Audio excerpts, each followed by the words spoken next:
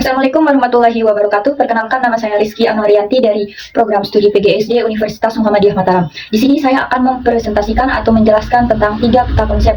Peta konsep yang pertama yaitu mengenai HAM, peta konsep yang kedua mengenai Pancasila, dan peta konsep yang ketiga mengenai globalisasi. Nah, baiklah, lanjut saja pada peta konsep yang pertama yaitu peta konsep mengenai HAM. Bisa dilihat pada peta konsep gambar di samping, yaitu yang pertama ada pengertian HAM. Nah, pengertian HAM secara umum yaitu diartikan sebagai hak-hak dasar yang dimiliki setiap manusia dan dibawa sejak lahir, serta merupakan pemberian dari Tuhan Yang Maha Esa.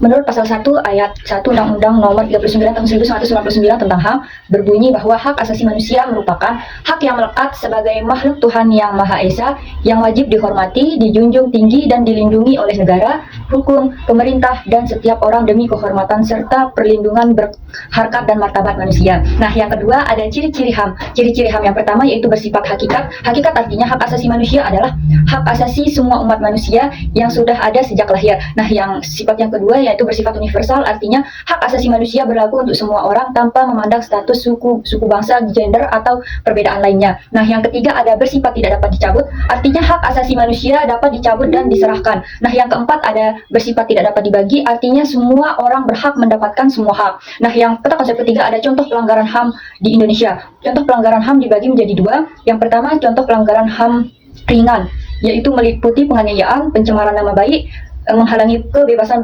berekspresi seseorang, dan yang kedua adalah pelanggaran HAM berat yang meliputi pembunuhan sewenang-wenang, perbudakan, pembunuhan massal atau genosida, menghilangkan seseorang secara paksa. Nah, peta konsep yang keempat itu macam-macam HAM. Yang pertama personal right atau hak-hak asasi pribadi yang meliputi kebebasan berpendapat, memeluk agama, bergerak, dan lain-lain. Yang kedua ada property rights atau hak-hak asasi bidang ekonomi yang meliputi hak untuk memiliki sesuatu, membeli, menjual, dan menikmati. Yang ketiga ada rights of legal equality atau hak asasi untuk mendapatkan perlakuan yang sama dalam hukum dan pemerintahan.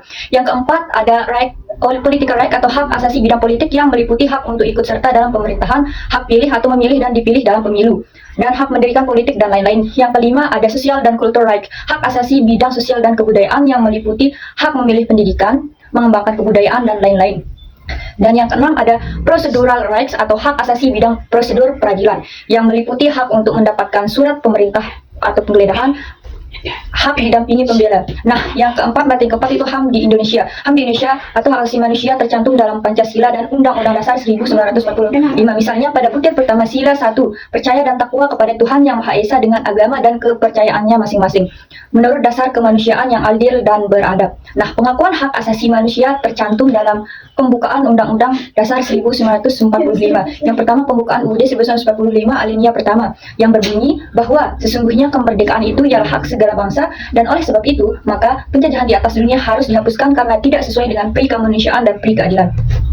Yang kedua pembukaan Undang-Undang Dasar 1945 alinea keempat yang berbunyi melindungi segenap bangsa Indonesia dan seluruh tumpah darah Indonesia, dan untuk memajukan kesejahteraan umum, mencerdaskan kehidupan bangsa, dan ikut melaksanakan ketertiban dunia berdasarkan kemerdekaan, perdamaian abadi, dan keadilan sosial. Nah, yang ketiga ada ketetapan MPR nomor 17 MPR 1998, dan yang keempat Undang-Undang nomor 39 tahun 1999 berbunyi setiap orang diakui sebagai manusia pribadi yang berhak untuk menuntut dan memperoleh perlakuan serta perlindungan yang sama sesuai dengan martabat kemanusiaannya di depan hukum. Nah, yang kedua ada setiap orang berhak mendapatkan bantuan dan perlindungan adil dari pengadilan yang objektif dan tidak berpihak. Lanjut pada peta konsep yang kedua yaitu mengenai peta konsep Pancasila. Peta konsepnya bisa dilihat pada gambar di samping, yaitu yang pertama membahas tentang pengertian Pancasila.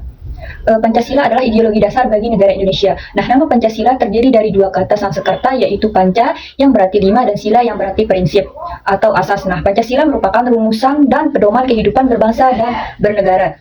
Nah, materi yang kedua yaitu fungsi pokok Pancasila. Yang pertama, Pancasila sebagai pandangan hidup bangsa dalam kehidupan bernegara. Pancasila menjadi pandangan hidup berbangsa. Fungsi pokok Pancasila ini menjadikan dasar negara tersebut sebagai pemberi jalan atau petunjuk agar semuanya bisa hidup lebih sejahtera dan bahagia. Contoh implementasi dari fungsi pokok Pancasila ini adalah sebagai berikut. Yang pertama itu sebagai dasar pertimbangan untuk memberikan kritik atas suatu keadaan dan membuat masyarakat sadar tentang pentingnya toleransi. Nah, yang kedua yaitu Pancasila sebagai dasar negara. Pancasila diartikan sebagai sarana supaya kehidupan bernegara bisa berjalan sesuai dengan 5 sila yang ada di dalamnya. Lebih jelasnya, fungsi pokok Pancasila ini tercantum dalam alinea keempat pembukaan Undang-Undang Dasar 1945. Nah, contoh implementasi dari fungsi pokok Pancasila ini adalah sebagai berikut. Yang pertama, menjadi pedoman hidup setiap elemen warga Indonesia yang tinggal di tanah air maupun negeri. Yang ketiga, Pancasila sebagai ideologi negara. Sebagai ideologi negara, Pancasila menjadi ciri khas dari Indonesia yang membedakannya dengan negara lain. Pada dasarnya, ideologi merupakan perspektif negara dalam menerapkan kebijakan politiknya serta berpengaruh terhadap persatuan dan kesatuan Indonesia yang bersifat majemuk. Contoh implementasi dari fungsi pokok Pancasila ini adalah sebagai berikut. Yang pertama yaitu memotivasi dan menggerakkan warga negara untuk melaksanakan pembangunan terus dan tidak menutup jati diri dan membaur semua budaya sehingga terbentuk karakter bangsa Indonesia secara keseluruhan. Nah, yang ketiga itu fungsi umum Pancasila. Yang pertama, Pancasila sebagai dasar negara. Sebagai dasar negara, Pancasila merupakan fondasi bagi tegaknya bangsa Indonesia. Semakin kokoh pengalaman Pancasila dalam bernegara, maka semakin kokoh pula berdirinya bangsa Indonesia. Selain itu, Pancasila berisi nilai-nilai yang menjadi dasar penyelenggaraan negara Indonesia. Adapun Pancasila sebagai dasar negara tertuang dalam pembukaan Undang-Undang Dasar atau UUD 1945. Yang kedua, Pancasila sebagai pandangan hidup bangsa. Sebagai pandangan hidup bangsa, Pancasila adalah kristalisasi dari pengalaman hidup dalam sejarah panjang bangsa Indonesia yang telah membentuk karakter, perilaku, etika, tata nilai, dan norma yang telah membentuk menjadi pandangan hidup bangsa. Yang ketiga, Pancasila sebagai sumber dari segala hukum.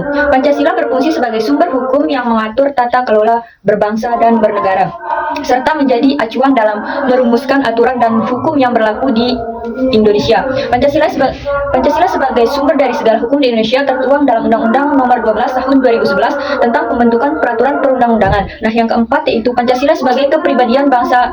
Bangsa Indonesia memiliki watak, karakter, dan perilaku yang mencerminkan nilai-nilai Pancasila. Watak dan karakter ini membentuk kepribadian bangsa Indonesia yang membedakannya dengan kepribadian bangsa-bangsa lainnya.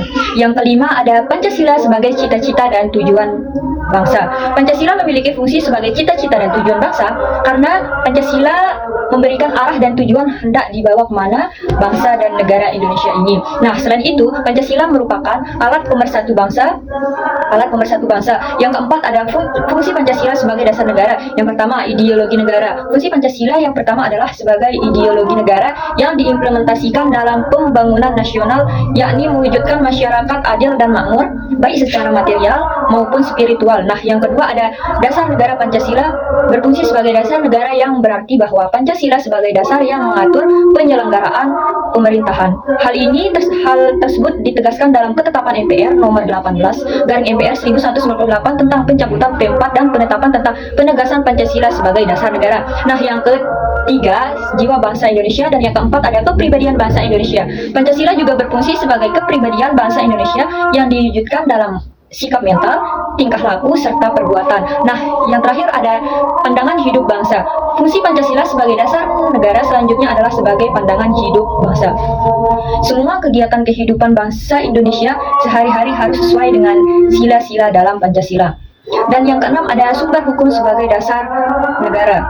Pancasila merupakan sumber tertib hukum. Adapun yang dimaksud sumber tertib hukum Indonesia adalah pandangan hidup, kesadaran, cita-cita hukum, serta cita-cita moral yang meliputi suasana kejiwaan dan watak bangsa Indonesia. Yang ketujuh, perjanjian luhur bangsa. Yang kedelapan, cita-cita dan tujuan bangsa. Pancasila juga berfungsi sebagai cita-cita dan tujuan bangsa Indonesia sebagaimana dimuat dalam pembukaan Undang-Undang Dasar 1945.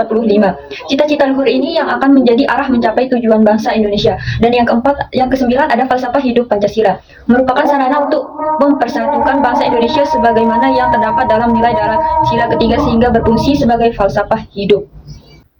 Baiklah, pada peta konsep terakhir ini saya akan membahas tentang atau menjelaskan mengenai tentang peta konsep globalisasi. Peta konsepnya dapat dilihat di samping. Yang pertama yaitu mengenai pengertian globalisasi. Nah, secara harfiah, pengertian globalisasi adalah proses sesuatu yang mendunia bisa berupa informasi, pemikiran, gaya hidup, dan teknologi.